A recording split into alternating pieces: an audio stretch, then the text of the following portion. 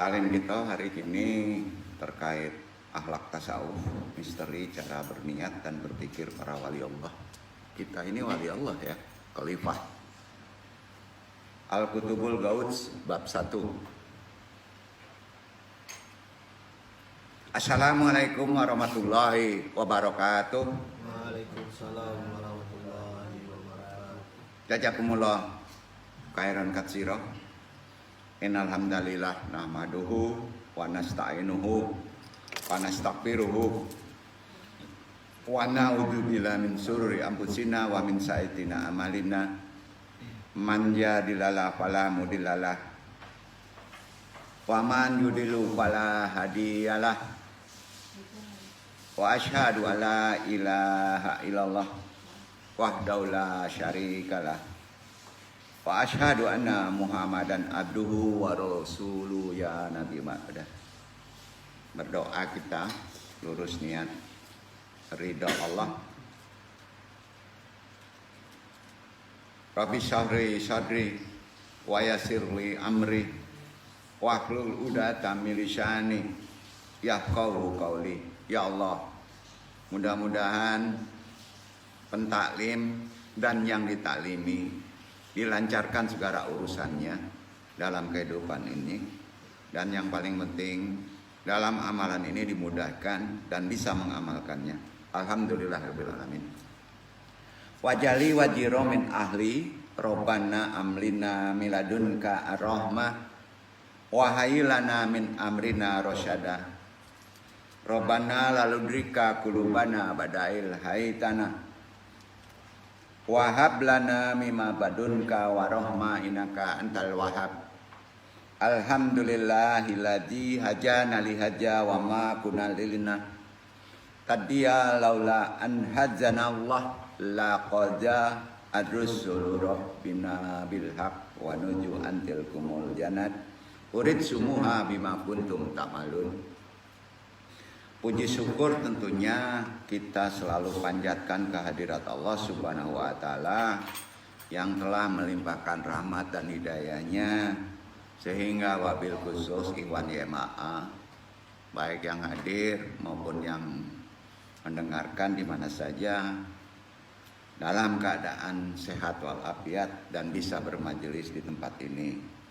Amin amin ya rabbal alamin. Ikhwan YMAA rahimakumullah, ulama anal kuroma wa masyayikh anal aija wa bi muqaddimah murabi hadal mahad asyatid al-fattah guru kita sahibil qadilah ikhwan nasibin ghaibul ghaib yang andung talimi ikhwan kalimat rahimakumullah. Bismillah wassalatu wassalam ala rasulillah, amma ba'd. Kita bahas, kita semua sering mendengar apa yang disebut wali kutub atau al-kutubul gauds. Ya. Wali kutub itu makhluk manusia biasa seperti kita. Kita ini khalifah wali. Ya. Cuman banyak yang tidak tahu wali itu sering disembunyikan. Wali itu menurut Quran digambarkan sebagai makhluk yang paling dicintai Allah karena sangat taatnya ya, di antara kekasih Allah, begitulah. Posisinya pasca Rasulullah adalah menggantikan peran kenabian nubuah, tapi bukan nabi. Ya. Karena ulama itu warasatul anbiya, pewaris nabi. Ya. Tapi yang tertinggi derajatnya disebut al-kutubul gauds. Itu Al-Qur'an menyebutnya, atau wali Allah. Itu tiap satu abad kalau meninggal dia diganti. Nah, masing-masing tempat ada. Dan itu Quran ya. Posisinya dia itu makhluk biasa menggantikan peran nubuah ya. Ketika Allah tidak lagi mengangkat nabi dan rasul sesudah Muhammad SAW ya. Dalam ajaran Islam, kita ini muslim, Allah Subhanahu wa Ta'ala memilih hamba-hambanya sebagai orang yang dekat dengannya ya. Pasti terpilih. Mereka itulah para wali. Ada banyak alasan seseorang beriman terpilih sebagai wali Allah. Dan kita ada ikhtiar boleh memilihnya. Ya. Memintanya boleh. Tapi hak prerogatif tetap berada Allah. Jadi begini, kalau Bapak berniat hanya untuk kaya dunia, ya kecil. Tanggung-tanggung Pak. Niat kita itu ingin jadi wali Allah. Jangan tanggung-tanggung. Ya. Salah satunya wali Allah itu adalah mampu menahan diri dari emosi yang berlebihan. Itu syariat juga sering menyebutnya. Orang yang senang dan mampu menahan emosi adalah salah satu ciri dari seorang wali Allah. Ya, kisah Rasulullah dapat menjadi contoh. Ya. Sejarahnya betapa berat menahan diri untuk tidak emosi Rasulullah itu saat kaum kafir Quraisy bertindak berlebihan kepadanya sampai gagal itu tanggal giginya pun dia masih tidak marah kan. Itu sejarahnya. Maka sampai-sampai malaikat Jibril mengusulkan akan menghancurkan kaum kafir itu sampai lenyap sehabis-habisnya. Malaikat aja kesel Pak yang gak dikasih nafsu. Ya. Oleh Rasulullah rencana itu ditolak. Ya.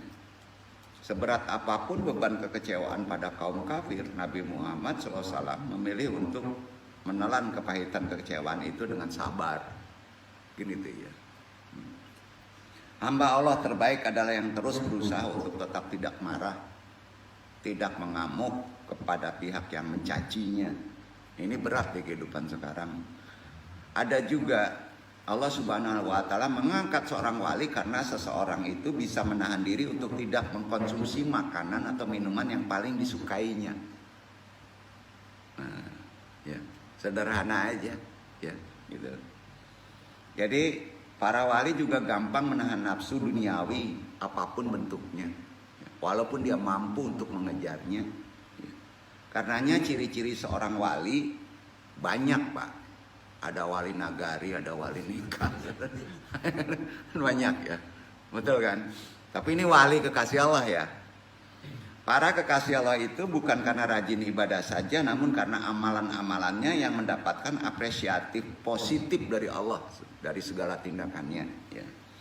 Jadi ada beberapa hadis menyebutkan jika para wali mendatangi suatu tempat, di mana aja tempatnya, itu ada di Quran dan hadis, maka kehadiran mereka mendapatkan keselamatan tempat itu.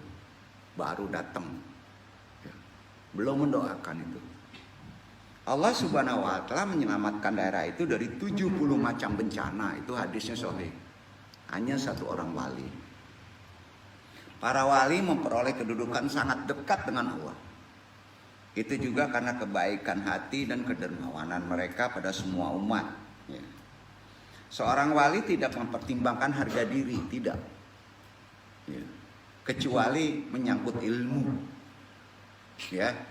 Kalau ilmunya sudah disepelekan, nah, maka dia biasanya agak sedikit marah.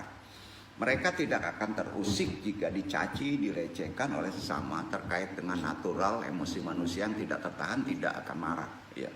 Seperti mereka merasa tak terjadi apapun. Ya. Dalam beberapa kisah, seorang yang dermawan pun juga harus diimbangi dengan sikap sabar bila ingin dicintai Sang Khalik. Kisah Nabi Musa contohnya, alaihissalam, menunjukkan adanya kesabaran yang ditunjukkan kepada umatnya yang berlebihan. Suatu ketika umat Nabi Musa meminta untuk melihat dan bertemu langsung dengan Allah Subhanahu wa Ta'ala. Tentu saja tuntutan itu membuat Allah marah. Akhirnya mereka disambar petir, diabadikan di Al-Quran, ya kan? Al-Quran mengabadikannya, ya. Oleh karena itu ajaran kesabaran dari Nabi Musa, dari Nabi Muhammad menjadi panutan bagi umatnya untuk menjalankan ciri dari seorang yang menjadi pilihan Allah. Jadi kuncinya jangan marah. Sampai Nabi juga jangan marah, jangan marah, jangan marah, kan gitu kan. Berat memang Pak. Para wali adalah orang yang berhati bersih, senang berkhidmat pada sesama umat. Ya. Di antara firman Allah yang perlu kita pahami, buktinya kita tiap satu abad itu bahwa kita ada wali. Cuman kita sering tidak menyadarinya karena menganggap itu wali itu bisa terbang. Wali itu sama Pak, makan, ngobrol, sama aja. Ya. Ada di Al-Quran surat Yunus surat 10 ayat 62, 63, 64 dibaca Ivan ya. Dasarnya itu menunjukkan bahwa ada wali ya.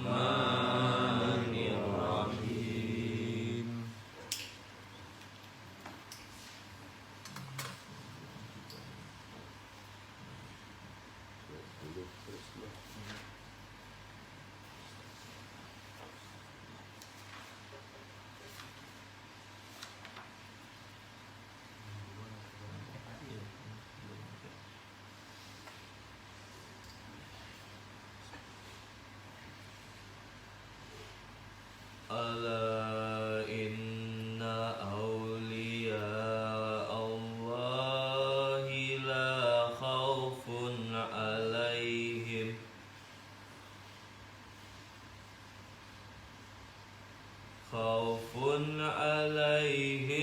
wa la hum yahzanun allazina amanu wa kanu yattaqun lahumul bushra fil hayatid dunya wa fil akhirah la yabdila li kalimatillah zalika huwal fawzul azim. Ingatlah, sesungguhnya wali-wali Allah itu tidak ada kekhawatiran terhadap mereka, dan tidak pula mereka bersedih hati, yaitu orang-orang yang beriman dan mereka selalu bertakwa. Bagi mereka berita gembira di dalam kehidupan di dunia dan dalam kehidupan di akhirat. Tidak ada perubahan bagi kalimat-kalimat janji-janji Allah. Yang demikian itu adalah kemenangan yang besar. Jadi gini Pak, wali Allah itu jangan dianggap menjadi hal yang luar biasa dan aneh ya. Bapak-bapak, ibu-ibu, Iwan menganggap wali Allah tinggi banget ya. Gitu. Enggak Pak. Ya. Kita berhak potensi menjadi wali Allah, baik itu wanita maupun laki-laki. Makanya kalau doa hanya minta duit kecil Pak. Mintalah menjadi wali Allah. Ya. Yang muda-muda ini pengen gak jadi wali Allah? Wali Allah kan pikirannya ini berat banget, katanya bisa terbang, bisa ngambang di air, makanya berat, gak perlu lah diminta. Ya. Nah kita ini kelimpah ya. Potensi kita banyak ditidurin. Ya. Jadi tolong minta ya. Kalau salah rezeki, kalau udah jadi wali Allah, rezeki nempel. Ya. Sanggup kan nih? Ini udah amalan tertinggi di tasawuf. Besok jangan minta istri, jangan minta duit, ya, jangan. Minta aja jadi wali Allah, mau nggak? Nah, ayo. Kecil itu minta dunia, itu kurang dong. Ya. Kita pahami dulu tingkat kewalian dulu ya. Yang boleh dimiliki oleh manusia, nggak yang lainnya, malaikat nggak bisa loh. Ya. Tingkat kewalian terbagi 5. Ada 5 tingkatan. Ibarat kelas tinggi-tinggi itu. 1, wali yang disebut al-gaus, yang diisi oleh 1 orang, namanya wali kutub. Di setiap zaman 100 tahun sekali, kalau mati hidup lagi, diganti ya, tiap 100 tahun ya. Di atas itu ada imamnya, Sultanul Aulia, itu yang ada di atas. Syekh Abdul Qadir Jailani, cucu Nabi ya, dia monitor sampai akhir zaman. Walaupun jasadnya udah nggak ada, secara rohani itu yang disebut deity. Ya. Tiap 100 itu tiap daerah timur, selatan, barat, dunia itu diganti satu orang wali. Sayangnya dirahasiakan. Ya. Kedua, tingkatan kedua, wali yang disebut al-autad. Autad, pernah dengar? Autad. Autad itu terdiri dari 4 wali. Ya, ada 4 wali. Itu masing-masing daerahnya diperkecil. 4 wali mewakili 4 arah angin, utara, selatan, timur, barat. Salah satunya yang ada di sana itu wali timur, Autad. Berarti kalau ditanya Sohibul Wafat Tajul Arifin Abah Anom itu wali timur, makanya ngiblat semua ke sana. Ya. Itu Pak. Yang ketiga, wali kutub diisi oleh 7 wali. Berapa? 7 wali, dipersempit lagi.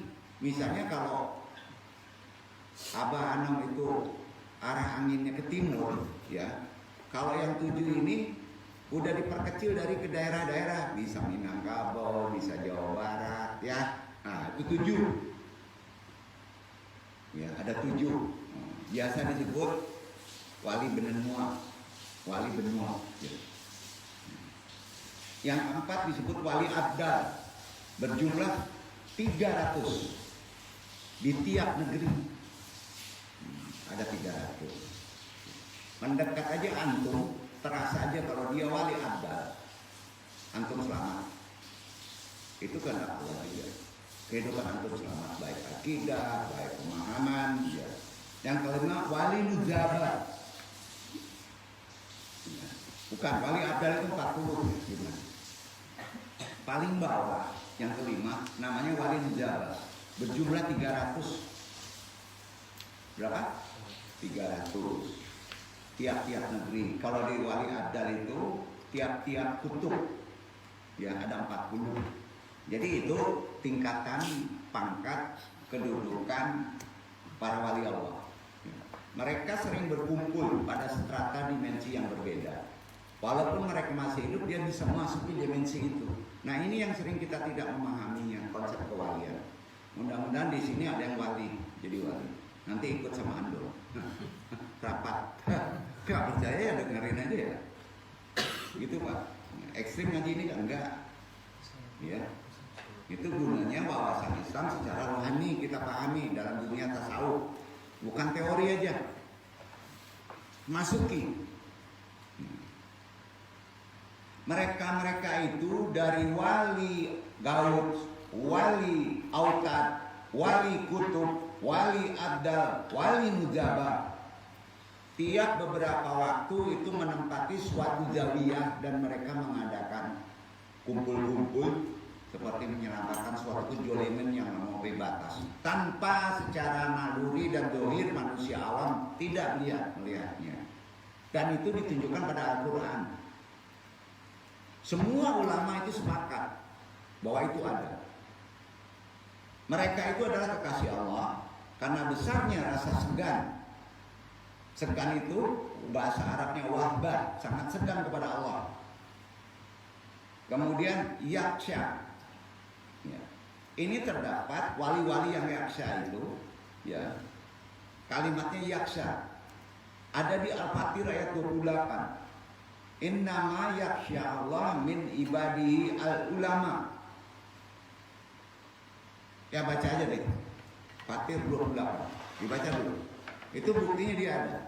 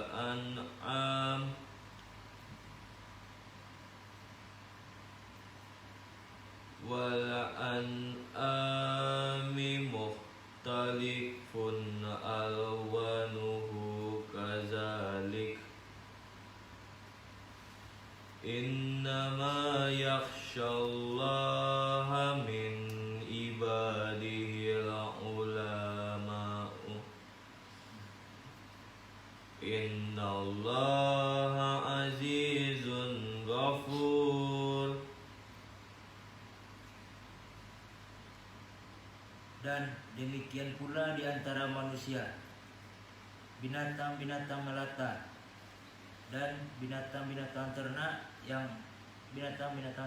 ada yang bermacam-macam warnanya dan jenisnya. Sesungguhnya yang takut kepada Allah di antara hamba-hambanya hanyalah ulama. Sesungguhnya Allah Maha Perkasa lagi Maha Pengampun. Gini, wali-wali Allah itu derajatnya ada yang khasyah. Khasyah itu takut sama Allah. Jadi kerjanya nangis ya. Ya. Ada yang sungkan, namanya rubah. Sungkan atau sungkan ya kepada Allah. Ya. Nah, derajatnya ngaji ilmu karena sungkannya, nasihati kepada Allah. Dan ada punya karakter itu yang wahbah kepada Allah. Ya. Artinya segan. Ya. Yang wahbah itulah yang disebut wali Allah yang sering ada. Dia bukan ketakut larinya, tapi segan pada Allah. Ya. Itu karakternya. Quran menunjukin ini. Ya. Dan itu ada. Ya, kurun waktu ada. Meninggal diganti. Ya.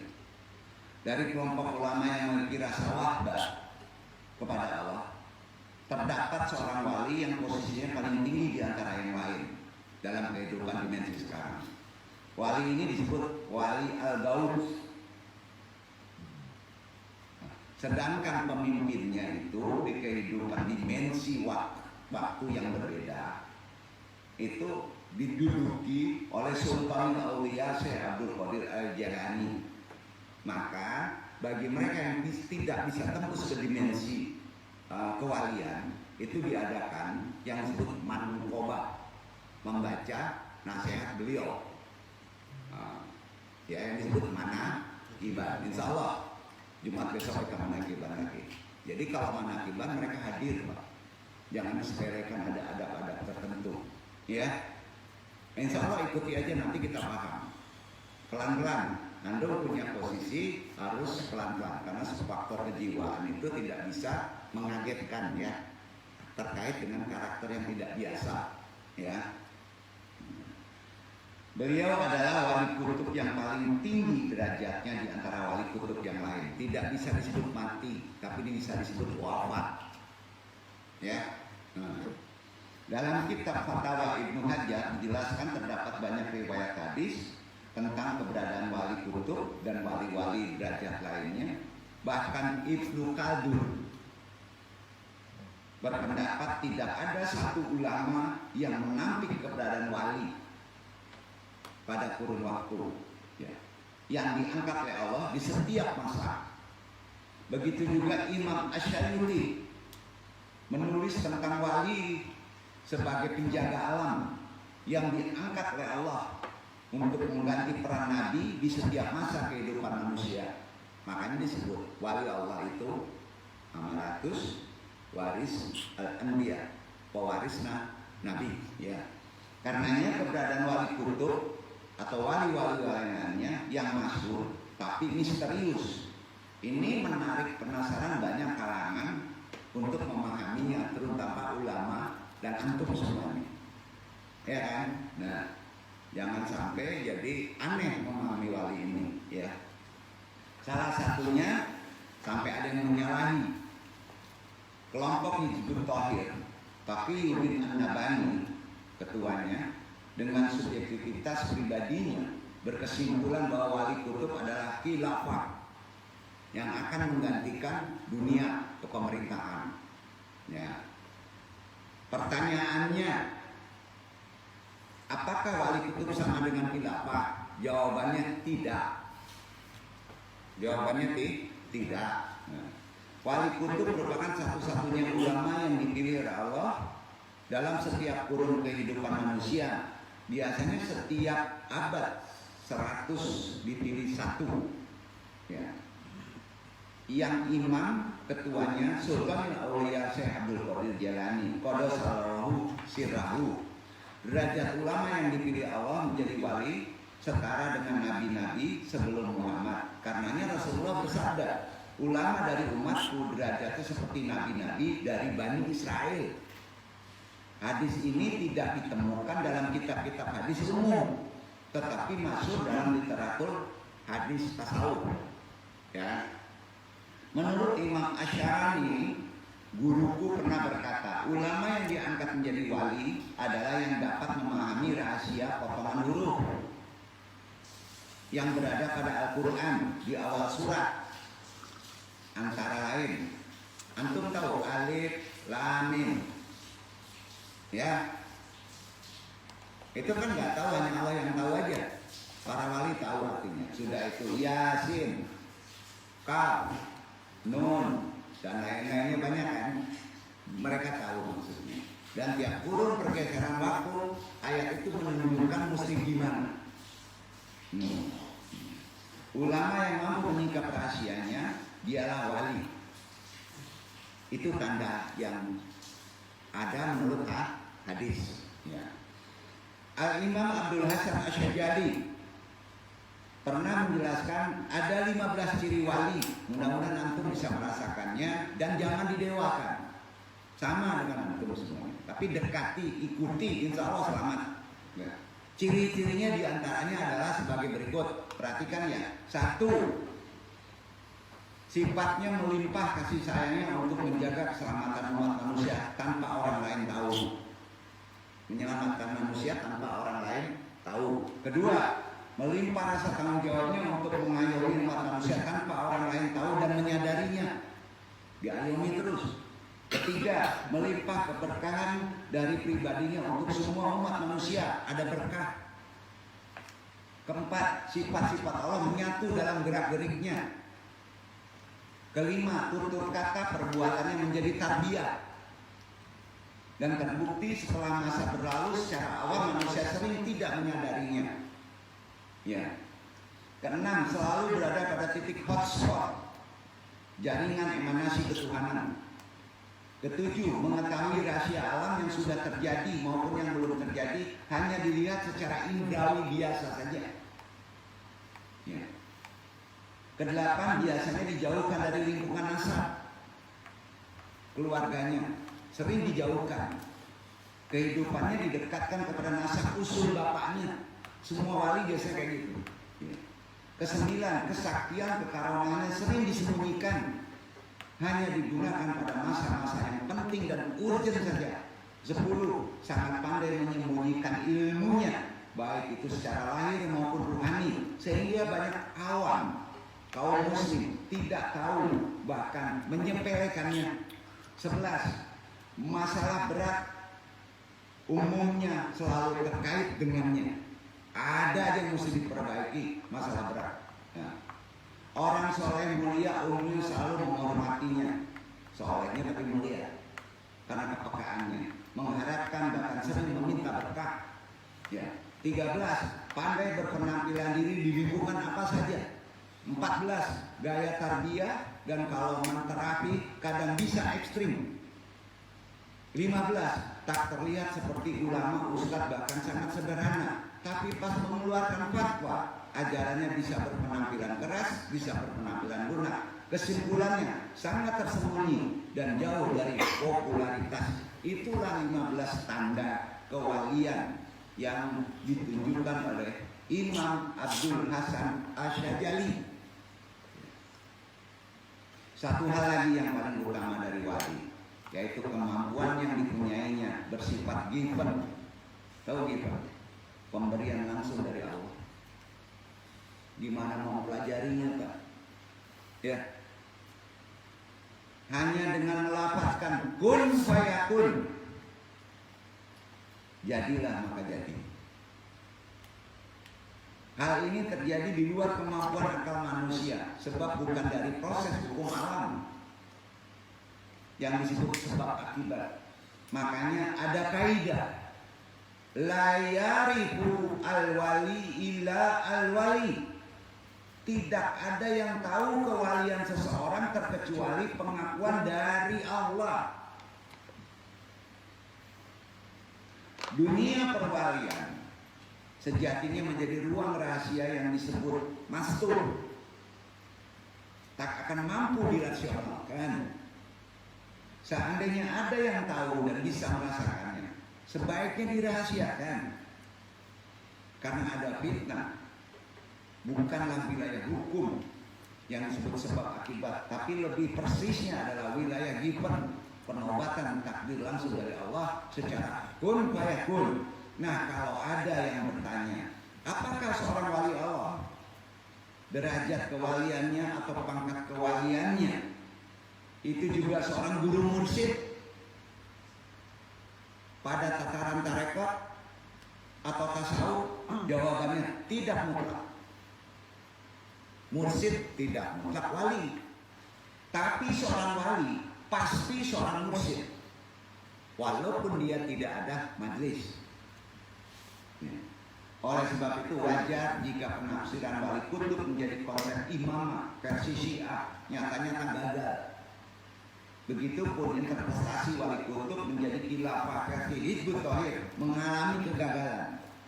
Lalu untuk menutupi kegagalan itu dibuatlah doktrin Imam Muqtada, Satrio Piningit, dan lain sebagainya. Betul kan? Gagal itu bukan itu, wali itu. Hal ini berbeda dengan pemahaman secara torekot, wali kutub secara menakiban, para sufi, di mana wali kutub atau seorang wali derajat di bawah kutub itu selalu ada di setiap masa, alias nggak boleh kosong. Nah, hanya saja berada dalam wilayah yang mastur, artinya rahasia. Sebab dunia perwalian merupakan wilayah yang senyap. Karenanya kewalian dan peranan torekot sangat diperlukan untuk keamanan dunia sampai akhir kiamat. Ya. Pertikaian yang terjadi antar bangsa, suku, hanya bisa diobati dengan pembersihan hati, nafsu, pola pikir. Satu-satunya yang bisa mengobati pertikaian itu membersihkan hati, nafsu, pola pikir yang menggerakkan setiap negeri di dunia ini, yaitu adanya dunia para wali dan ajarannya. Karenanya Allah Subhanahu wa taala menciptakan manusia berbangsa-bangsa, bersuku-suku untuk saling mengenal. Akan tetapi bukan sekedar mengenal saja, bukan sekedar mengenal, tetapi mengenal hak asasi manusia, menghormati bangsa dengan bangsa lain. Karenanya yang namanya wali Allah atau yang biasa disebut waliullah adalah seseorang yang ketakwaannya, keimanannya lebih tinggi daripada manusia secara umumnya. Seorang wali Allah bisa saja dalam kehidupan sehari-hari biasa saja sebagai orang biasa, namun tinggi derajat di mata Allah. Kebalikannya, ada orang-orang yang mudah disusui jin dan setan atau memasukkan jin dalam hatinya. Karena makhluk tersebut terus berupaya menggoda manusia hingga datangnya hari kiamat. Tidak ada ibadah yang paling membuat jengkel setan seperti ibadah fakrul mukmin. Ibadah mereka ada pada sifat seorang yang membuatnya menjadi waliullah. Ya. Ciri utama wali, ia tidak punya takut, tidak punya khawatir. Wali Allah itu ciri utamanya adalah bersifat al-busyara. Busyara itu artinya bahagia. Ya. Disinilah setan menjadi jengkel dan marah. Kalau antum punya sifat bahagia, setan jengkel, bro. Jadi maksud jengkel ya. Jengkel itu gimana? Jangan takut, jangan khawatir, bahagia. Ke kuburan jangan takut, Pak. Setan bingung. Betul kan? Nah, ini sama penggambaran takut. Nah, maka setan masuk. Ini gampang ilmunya. Gimana bisa bahagia? Gampang ya. Yang penting apa, Pak? Yang penting nggak sakit. Gitu. Mau sakit aja kalah kan? Jengkel setan itu. Jadi makanya setan itu gampang dikecoh. Kalau kita sakit kepala, sakit gigi, ketawa aja, Pak. Maka setan bingung itu. Seolah-olah masuk setan tuh. Nah, gitu. Jangan ngeluh. Ya, kalau ngeluh masuk setan tuh. Ini benar ini. Ya, pokoknya bapak-bapak gimana jangan ngeluh deh. Bisa nggak? Nah, kan sering kebalik, Pak. Baru sedikit aja ngeluhnya selangit. Oh, masuk setan. Nah, gawat tuh. Nah, cemasin naudzubillah. Enggak begitu, kita dibawa kontrol Allah ya. Ya, gitu. Begitu pula sebaliknya. Kalau kita tersenyum, tidak bisa masuk setan itu. Ya. Begitupun sebaliknya, sebab setan dan jin bisa masuk ke hati manusia jika manusia kesal. Orang yang suka bengong itu mudah kemasukan jin loh. Nggak percaya Pak. Maka kata orang lama, jangan acok tamanmu. Ya, ini kan gitu. Nah, selain itu ciri-ciri orang yang mudah kemasukan setan dan jin ialah berwajah suram, suka mengeluh, kelihatan lupa, membudu isi. Nah, betul nggak? Kelihatan itu. Nggak usah Pak, nggak usah begitu Pak. Nanti setan masuk loh. Nah, ini aneh pula ya. Contohnya, dia akan sering berpikir jika sholatnya tidak diterima oleh Allah gimana? Zakatnya takut tidak ikhlas, dipikirin terus. Padahal semestinya dilakukan adalah mensyukuri, bukan memikirkan diterima atau enggak diterimanya. Sudah bisa sholat, bisa ruku, bisa sujud pada Allah aja, alhamdulillah. Gampang, bahagia tuh. Ya. Misalnya apabila setan datang berbisik, tapi ada kemungkinan sholatmu tidak diterima. Sering biasa gitu, ngebisikin pas sholat. Nah, akhirnya sholat niatnya gimana? Dengan nafsu supaya diterima oleh Allah. Nah, jawab kan? Ya. Maka dapat meyakinkan diri bahwa ada kemungkinan terima juga. Ya. Sejatinya setan adalah makhluk bodoh loh, omong raya. Ya. Dia mengatakan adanya kemungkinan, bukan sesuatu pasti kan? Kemungkinan untuk sholat nggak diterima. Setan aja gitu godanya. Namun kalaupun membisikkan dengan kalimat kepastian, bukankah dia Tuhan yang Maha Tahu? Setan bukan Tuhan, cerdas kita. Nggak mungkin ngomong pasti. Ya, semua makhluk sama-sama tidak tahu dan hanya Allah SWT yang tahu diterima atau tidaknya zakat terimanya. Jadi nggak boleh kalau jadi ulama dengan syarat begini, insya Allah zakat kamu diterima, nggak boleh ngomong itu. Nggak boleh loh. Berarti dia sudah menuduh Allah kan, walaupun pakai insya Allah. Pada Allah telah berfirman, aku bergantung pada prasangka hambaku. Jika seseorang percaya diri ibadahnya diterima, ya mestinya diterima oleh Allah.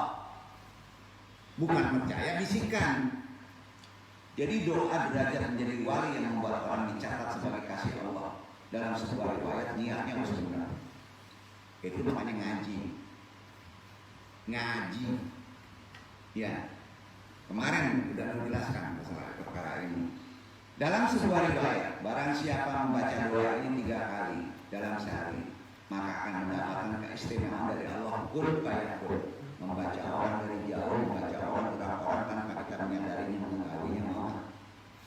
Dan insya Allah kita diberikan belajar wali, tapi Allah yang tahu, bukan Allah yang tahu. Takutnya antum ada wali nikah.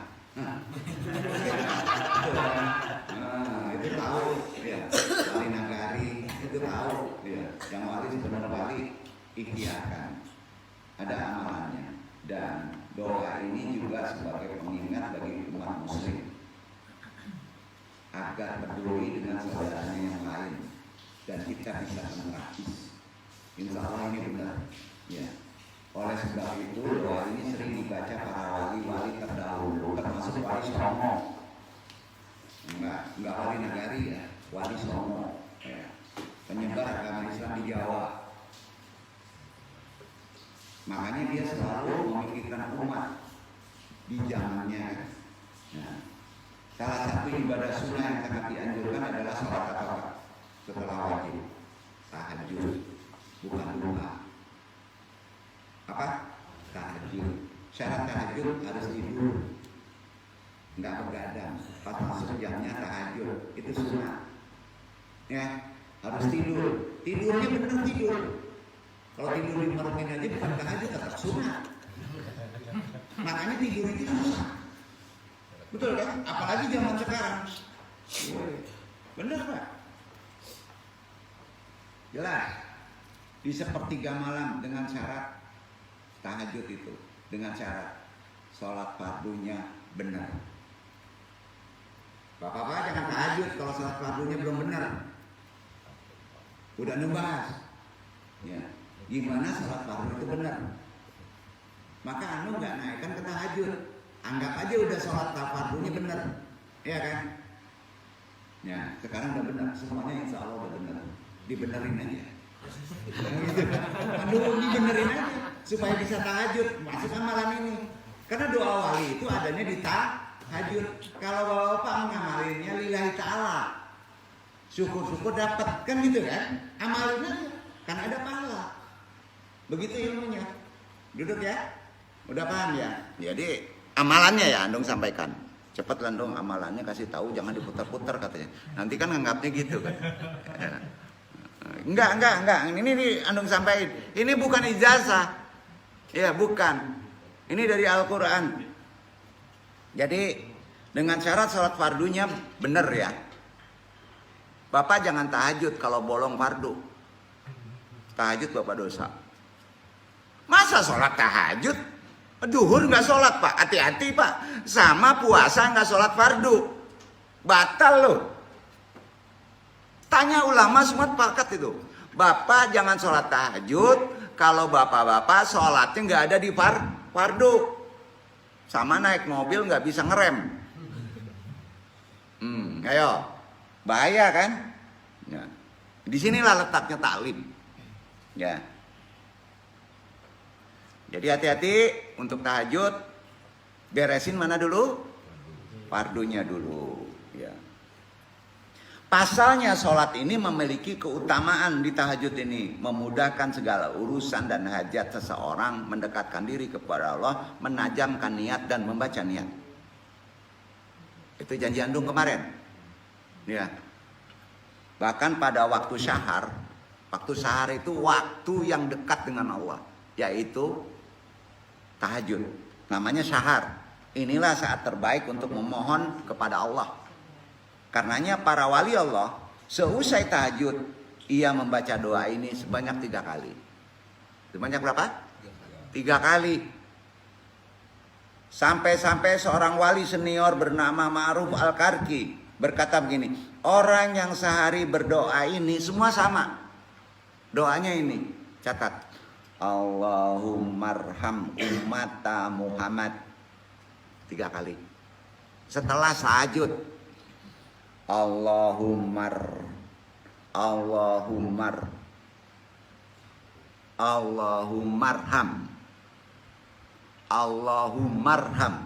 ummata Muhammad sebanyak 3 kali. Gampang ya? Ya. Tapi prakteknya berat.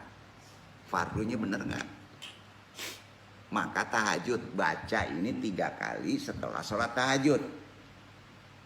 Maka mereka kata hadis, kata Nabi, sepakat ulama, antum ditulis termasuk wali abdal. Oh, gampang ya? Kalau nerangin ke yang lain harus derajatnya gampang. Tapi kalau untuk diri sendiri harus yang paling sulit. Ngulang. Allahumarham ummata Muhammad. Allahumarham ummata Muhammad. Allahumarham ummata Muhammad. Wali abdal itu. Benar. Itu hadis. Jangan minta duit bro. Jangan minta bini. Jangan minta. Udah kacau itu tuh. Kecil banget minta itu. Ya. 3 kali. Maka akan ditulis wali abdal. Ditutup dengan al-ikhlas 1 kali. Itulah puncak doa tahajud. Hanya doa itu. Doa ya cuman itu saja. 3 kali 1 tahajud. Hanya itu saja kata Nabi. Jangan naik lagi. Mobil Mercy, Innova. Ngaco itu. Habis itu yang lain. Duduk gak? Hanya itu. Apa sih artinya Allahumarham ummata Muhammad? Tanya Ustadz. Ada Ustadz? Gak ada rezeki. Nah gitu. Ya. Udah, duduk, catat, amalin. Tahu-tahu antum orang mau datang, tahu lo niat lo. Lo tahu lo niat. Nggak percaya udahlah. Nggak percaya, praktekin aja. Nah, ini Quran loh. Hadis loh. Nah, itu makanya yang duduk kadang-kadang nggak pernah tahajud karena takut bisa baca orang. Gitu ya. Takut bisa baca, nggak enak bisa baca orang loh. Antum pengen bisa ngebaca orang, artinya nggak enak loh. Nggak percaya, nggak enak loh. Karena nggak bisa dikadalin. Ya, kita harus berprasangka baik sama orang ya. Kalau udah kata baca niatnya malas bergaul loh. Kan iya. Nah, jadi banyak pilihan terserah. Nah, kan mintanya katanya pengen bisa baca kak niat orang, anu kasih tahu. Tapi jangan nangis kalau udah tahu isi hati orang ya. Jangan nangis ya.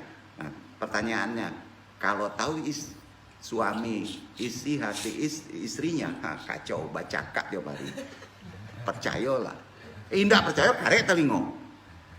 Begitu juga istri kalau tahu isi hati suami, tiap hari ndak disadikan kopi antum. Ndak percaya sudahlah. Itu makanya hal karomah jangan diminta. Tapi kalau urusan dunia minta. Duduk. Urusan dunia kan terkait rezeki. Ya gimana sih, makanya ngaji. Ya. Jadi untuk diketahui, wali abdal adalah hamba pilihan Allah melalui ikhtiari menggantikan kedudukan para nabi setelah masa kenabian selesai. Jadi sewaktu ada nabi nggak bisa ini diamalkan. Duduk nggak? Itu kelebihan umat setelah nabi tidak ada akhirul zaman. Diberikan doa oleh nabi, Allahumarham ummatamu Muhammad. Udah selesai, pulang, udah selesai itu kajinya. Kan itu, ya. Maksudnya bukan mengganti posisi kenabian loh, ya. Namun perannya dalam menyebarkan kedamaian, syariat, Islam, kejahilan orang kita sudah bisa membaca mesti gimana.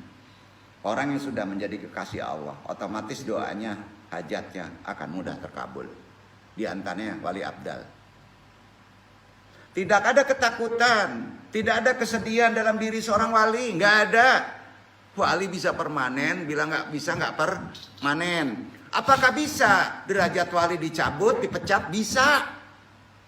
Banyak sejarahnya. Kalau dengerin Mankobah, banyak wali yang dipecat kan? Nah, makanya ngadu sama Syekh Abdul Qadir Jilani supaya diangkat lagi. Itu kan bingung kaji Mankobah kalau nggak dipahami secara sisi Qur'annya. Ya. Insya Allah nanti kita bahas di Mankobah lagi ya. Redaksi doa yang matsur, doa wali abdal ini yang paling lengkap adalah sebagai berikut. Aduh, ini digantung lagi ngajinya nih. Yang tadi udah ya, ngopi dulu bro.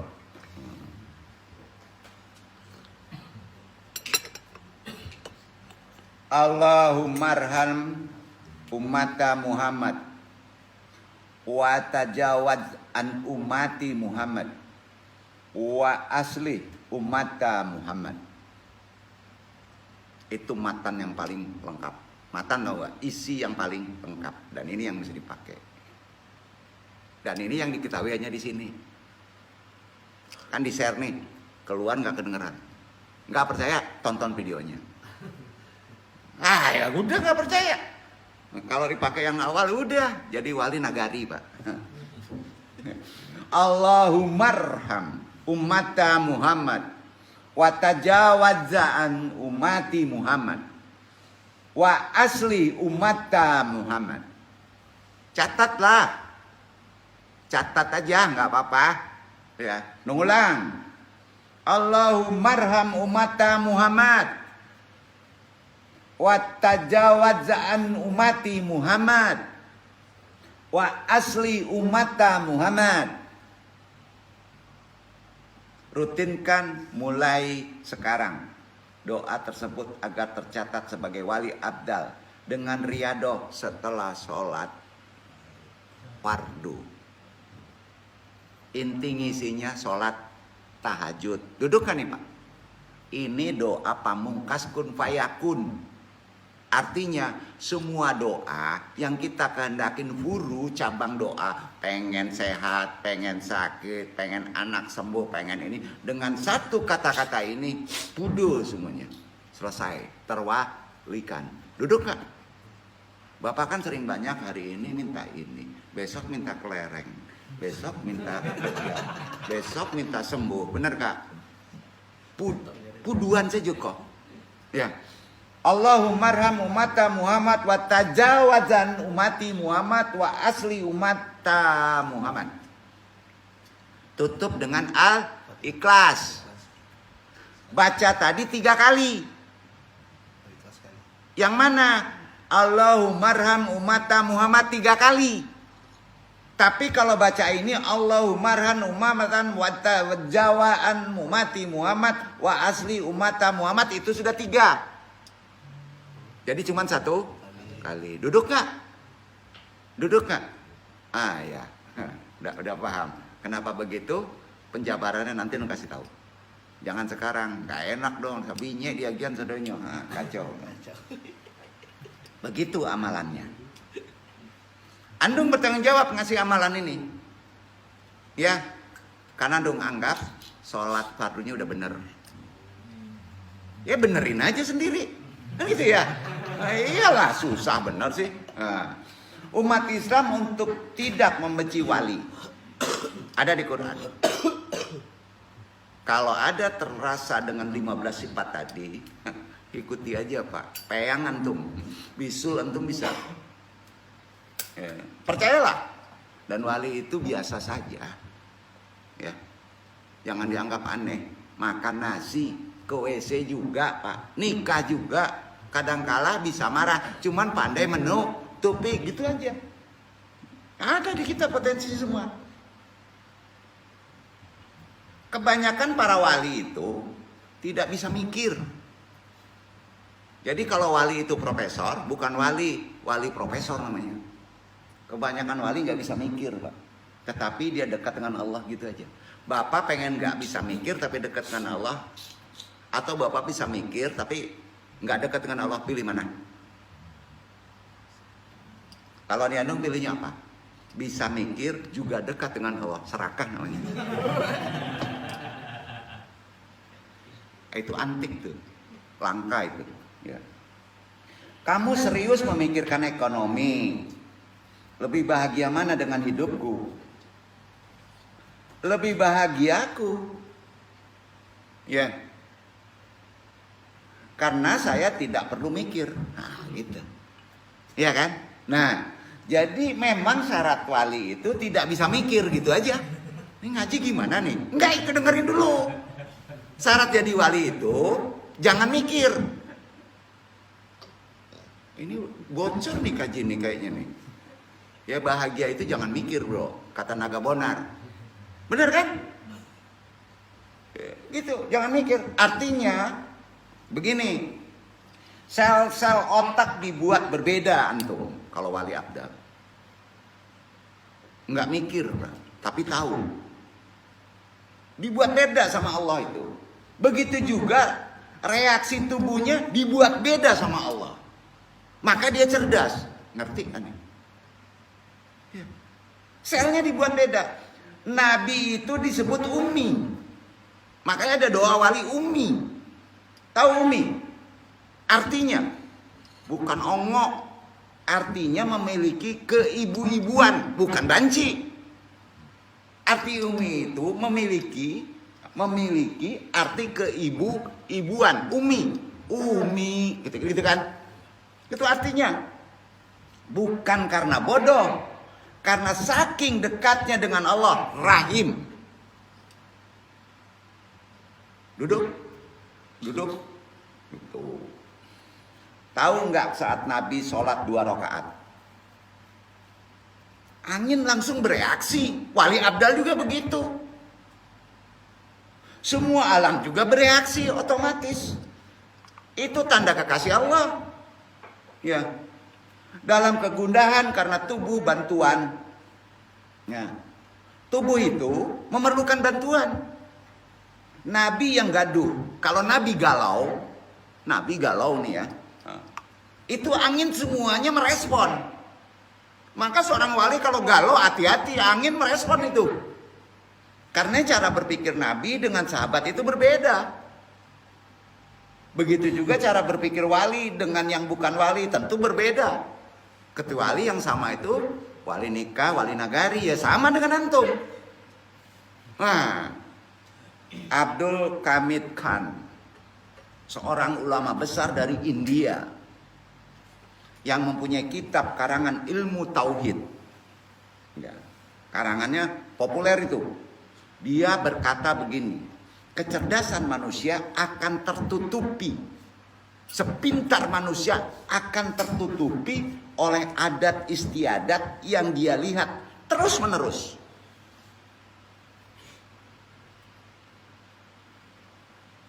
Sehingga misalnya orang bilang, dong tanya ya, kalau ayam dari telur itu mungkin?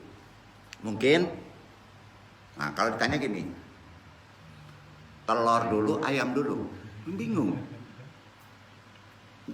Pertanyaan begini, orang bilang kalau ayam itu dari telur, mungkin kan? Betul kan? Karena adat kebiasaannya kita ngelihat tiap hari begitu. Pecah telur, keluar ayam. Karena selalu ayam itu lahirnya dari telur, kan betul kan? Iya kan?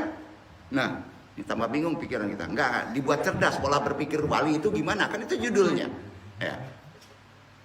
Dan manusia mempercayai itu kan? Percaya antum kan? Ya itu makanya ongrai kalau percaya itu.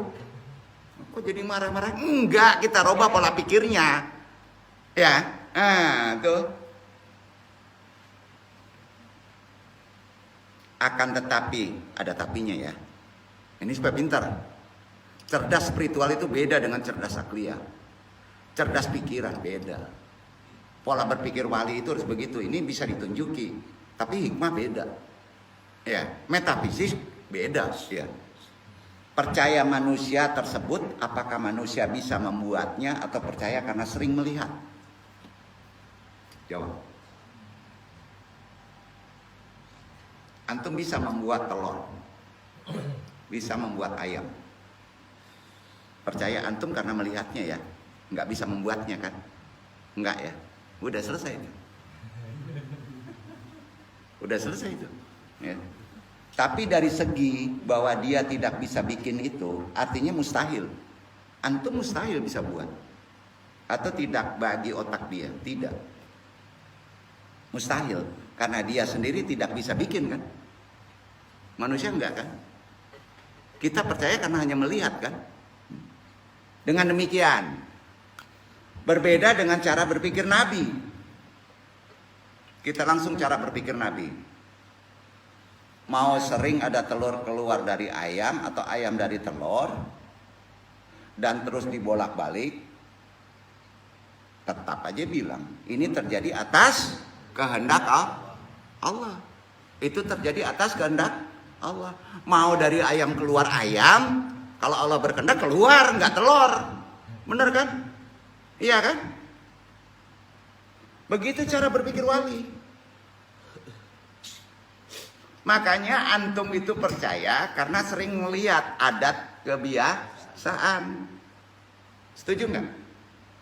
Halo, paham nggak maksudnya nih? Ya, begitu cara berpikir wali. Sekarang antum tanya, cara berpikir antum gimana yang benar? Makanya kata Imam Syafi'i, setiap ulama itu wali, tapi wali belum tentu ulama. Wali belum tentu ulama. Ulama itu kecerdasan, kepintaran, bisa diikhtiarkan, bisa belajar. Induknya pada kitab Thariq adalah kitab Syirahnya Ibnu Ishaq. Kemudian sekitar 300 sampai 400 tahun kemudian disyarah oleh Ibnu Hisham. Tetapi bukan Ibnu Hisham pengarang Mughni Labib, bukan itu. Dong bahas. Ibnu Ishaq adalah rivalnya Imam Malik. Ya. Dalam keulamaan, sebab yang satu menekuni hadis, yang satu lagi menekuni sejarah. Ya, disiplin ilmunya begitu. Itu kalau antum baca tariknya Ibnu Ishaq, saat antum baca Al-Quran, ya, antum baca tariknya Ibnu Ishaq, saat antum baca Al-Quran, antum merasa akan seperti aktor dalam sejarah. Masuk ke sana. Entah saking keramatnya pengarangnya atau bagaimana, tidak tahu. Nah, jadi memimpin orang itu memang sulit. Kemana nih larinya? Dengerin dulu. Memimpin orang itu sulit. Sebab Nabi Muhammad SAW merupakan nubuah atau melihat hidup dan mati sebagai hal yang biasa saja. Hidup mati biasa saja. Penandung kaji, pindah tempat, natural. Karena ketika kita hidup, kita di tangan Allah Subhanahu wa taala kan? Antum hidup di bawah tangan Allah Subhanahu wa taala kan? Ya. Tidur di bawah pegangan tangan Allah Subhanahu wa taala kan? Iya kan? Ketika kita mati juga di tangan Allah Subhanahu wa taala kan? Iya kan? Hidup di tangan Allah. Kita tidak bisa mengatur roh kita kan? Enggak. Mati juga di tangan Allah kan? Jadi ya biasa saja. Biasa aja. Aneh ya ngaji ini. Contoh gini. Misalnya antum bilang, kita hidup berkat menghirup oksigen. Antum kafir loh. Itu ilmu. Itu majhar. Itu asbab. Bisa saja Allah berkehendak antum bisa hidup tanpa oksigen. Halo, bingung? Lalu kamu janggal jika orang di kuburan bisa hidup. Ayo. Janggal nggak? Ya, anu nggak janggal. Walaupun dikubur. Pola berpikir harus benar. Secara tatanan spiritual ya tentunya ya. Nah. Kenapa bisa begitu? Nggak janggal itu. Ya. Jangan janggal deh jika orang bisa hidup di kuburan setelah dikubur. Kalau bagi orang yang dekat dengan Allah nggak begitu. Ya. Kejanggalan seperti itu biasa saja. Ya. Begitu cara berpikir wali yang benar. Kalau antum gimana? Tanah bisa membaca tasbih. Batu bisa membaca tasbih. Pohon bisa membaca tasbih. Itu Quran loh yang ngomong. Bedanya apa tanah dengan kalian? Dengan kita. Bedanya apa? Kita manusia. Maka cara berpikirnya tidak seperti itu. Karena di mata Allah Subhanahu wa taala itu sama saja. Oleh karena itu, kalau kamu ingin jadi wali yang dekat dengan Allah, bayangkan kamu bisa dekat dengan Nabi Adam alaihissalam. Seandainya kamu ditakdirkan jadi Adam, ya, kan tahu betul bahwa kamu itu dari tanah, diemprek-emprek, dibakar, ya, dari tanah kan? Nah, berarti tanah juga bisa punya potensi jadi manusia. Sepakat? Iya kan? Karena Adam yang bisa berpikir, ternyata materinya dari apa? Bisa berpikir. Tanah. Ya. Sehingga pada zaman Nabi Adam, nggak janggal ngomong tanah bisa tasbih. Bisa ngomong, pohon bisa tasbih, bisa ngomong. Karena memang begitu. Memang begitu. Pola berpikir kita benerin. Cuman kita nggak bisa mendengarnya. Nah bagi yang paham akan mendengarnya. Itulah ilmu. Selama kita sekian generasi, mungkin jutaan tahun, ratusan tahun. Anak cucu Adam. Lalu kita tahu berpikir bahwa tanah tidak punya akal. Bodoh antum. Tanah itu berpikir. Pohon itu berpikir. Tanah punya akal. Pohon punya akal. Batu berpikir, batu punya akal, buktinya bertasbih. Nggak percaya, sudahlah. Jadi jangan sembarangan. Bisa komunikasi kita. Hargai dia. Lah. Nah itu makanya dijelaskan dulu pola berpikir Nabi, para wali itu gimana. Ya. Jangan sembarangan. Itu ciptaan Allah. Ada akal. Jadi selama ini orang antum kan bilang pohon nggak punya akal, tanah nggak punya akal, nggak bisa berpikir, dosa antum. Nah besok prakteknya gini, antum bawa batu cincin, dengerin ngomongnya gitu. Bawa tanah, emple, ngomong sama tanah tuh. Tanah yang ngetawain antum. Percaya nggak? Batu cincin yang ngetawain antum, karena nggak paham ilmu. Bukan begitu caranya. Gimana ilmunya dong? Sorry ya. Gitu. Yang duduk aja bisa kok. Nggak percaya, buktiin lah. Sama pohon ngomong ditepok-tepok, dia datang tuh. Ya, buktinya kan ada tuh. Ya, begitu pola berpikir. Itu dulu ya, pahami itu dulu. Nanti diajar lah ya, pelan-pelan ya. Nah, takutnya kan pas terbuka kasyaf kita, ngelihat pohon lari-lari main bola, antum jengker loh. Gimana? Dimensinya beda. Ye. Sekarang tanya. Gini ya. Selama sekian ratus tahun kita tertutup oleh akal kecerdasan. Dari pangkal kenabian. Ya. Adat kebiasaan. Menganggap tanah tidak punya akal. Hanya kita yang punya akal. Padahal itu tidak benar. Ya. Karena hakikatnya tanah punya akal. Kamu juga punya akal. Esensi kamu kan dari tanah. Ini bagaimana sih ngajinya nih? Karena nanti tanah-tanah ini kata Quran jadi saksi di akhirat. Bisa ngomong. Lah nggak percaya. Ya. Sekarang tanah yang kamu pakai sujud. Yang kelak jadi saksi loh. Itu bisa berpikir atau tidak? Jawab tanah. Jawab logika. Tanah bisa berpikir atau tidak? Bisa kan? Hati-hati bersumpah di alam semesta. Direspon tuh. Hati-hati buat jolim di alam semesta. Hati-hati mojok yang pacaran. Pohon jadi saksi lo. Batu jadi saksi lo. Nggak percaya sudah. Setuju nggak nih? Pola berpikir kita harus paham. Nggak bisa kita sembunyi sama Allah. Itu Allah Maha tahu. Mau ngebohong gimana? Deh. Tanya. Tanah bisa berpikir nggak? Bukti bisa jadi saksi, dia bisa berpikir. Jika tanah tidak bisa berpikir, bagaimana bisa bersaksi? Dalil akal itu. Quran kok. Nggak percaya Quran, nggak beriman. Ya jadi kalau kita ingin soleh bener Pak, ambil tanah, Bapak sujud di atas saja, taruh tanah Pak. Nah buktiin ya gua nih, nah saksiin ya, sujudin tuh si tanah. Jangan praktekin ya. Jangan praktekin itu. Jahlun namanya. Nah.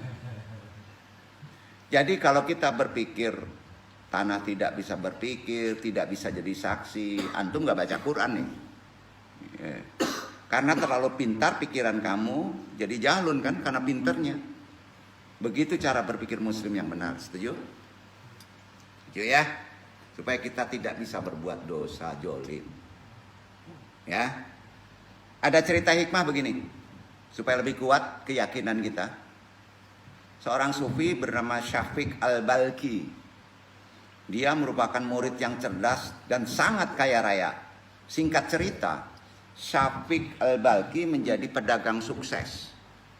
Doain semua jadi pedagang sukses. Ya. Ketika di tengah padang pasir dia bertemu seekor burung yang salah satu sayapnya patah. Ini bener nih. Salah satu kakinya juga patah. Tak lama setelah itu burung yang sudah lemah ini ada beberapa burung temannya yang menangkap belalang. Ya. Kemudian burung-burung yang lain mengasih kepada burung yang cacat tadi, disuapin. Walhasil burung yang cacat tersebut tetap bisa makan. Tetap bisa makan. Walaupun dalam keadaan susah sekalipun tetap bisa makan. Nah, udah ketangkep nih maksudnya. tetap bisa makan. Tetap bisa makan, tetap bisa nikah, tetap bisa dapat istri. Ya, gitu. Meskipun dalam keadaan susah. Ya kan? Nah, dari kisah tadi mestinya kita nggak usah banyak mikir kan? Iya kan? Syafiq Al-Balkhi lantas mempunyai kesimpulan. Nah, udah mikir lagi. Dari ngelihat tadi, mikir dia. Tidak ada gunanya aku jadi pedagang yang kaya. Aduh, mikir kan? Pas mikir ketutup dia. Batal semua. Gimana cara nggak mikir? La ilaha illallah lah. Gitu ya. Ternyata orang lemah sekalipun tetap dapat rezeki. Burung. Buktinya burung tadi, kata Syafiq ini, sekalipun patah kakinya, tetap dapat rezeki walaupun patah sayapnya. Dengan begitu Syafiq Al-Balkhi memutuskan untuk jadi orang sufi dan tidak berdagang lagi. Ikuti ini ya. Ikuti ini ya. Gimana? Benar ini sejarahnya. Padahal Syafiq Al-Balkhi dulu ketika dia jadi pedagang yang sukses, dia adalah donatur Pondok Ibrahim bin Adam yang merupakan tokoh sufi terkenal. Setelah bilang, wahai guru, saya tidak mau jadi pedagang, memutuskan jadi orang sufi aja. Alasannya, karena tidak ada gunanya saya cari uang banyak. Ternyata makhluk yang lemah juga mendapat rezeki. Itu alasannya. Karena pinternya dia, karena mikir, gitu. Di sini antum baru boleh mikir. Ya. Dari kejadian tadi kan ada iktibar. Ambillah kesimpulan, boleh aja. Betapa makhluk yang tidak bisa ikhtiar pun tetap dapat rezeki. Iya kan? Namun Syafiq Al-Balkhi diketawain sama gurunya. Ngakak gurunya itu. Apa kamu dapatkan iktibar nyontoh? Mengambil pelajaran iktibar itu artinya. Sama burung yang diberi makan. Sudah lumpuh tetap bisa makan. Kata sang guru, iya guru. Ongok raya kamu. Kenapa kamu mengidolakan yang dikasih makan? Kan dia mengidolakan yang dikasih makan. Nah, seharusnya kamu mengidolakan yang memberi makan. Duduk. Makanya kalau ketemu panti asuhan, jangan dikasih, ajarin panti asuhan supaya bisa ngasih orang lain. Itu yang benar. Hidupi dia. Insya Allah antum berkah. Rizki antum ada. Paham? Salah ngaji amandum. Antum begini aja sih. Ngasih aja. Itu wali. Diketawain sama si gurunya ini. Ya, mau ditinggalin, kenapa kamu mengidolakan yang dikasih makan? Yang benar itu kata Allah, idolakan yang memberi makan karena antum khalifah. Makanya ngaji cung. Ngaji cung, gitulah. Tangan di atas lebih baik dari tangan di bawah hadis. Benar kan? Iya. Jangan pelit, bro. Jelas guru Syafiq Al-Balkhi katanya mengatakan demikian. Kesimpulan dari kisah ini adalah jangan mengidolakan yang memberi makan terkait rezeki. Duduk ini, ya. Tetapi idolakan yang memberi rezeki. Karenanya Rasulullah bersabda, tangan di atas lebih baik dari tangan di bawah. Yang memberi lebih mulia dari yang diberi. Jelas? Jadi orang kadang iktibar itu salah alamat, bro. Andung melakukan iktibar salah nangkep lahut katanya. Luhat, bingung. Ketawa lagi aneh, padahal salah alamatnya. Wabillahi taufiq hidayah, mudah-mudahan bermanfaat. Pahit lu andong. Wassalamualaikum warahmatullahi wabarakatuh. Waalaikumsalam warahmatullahi wabarakatuh.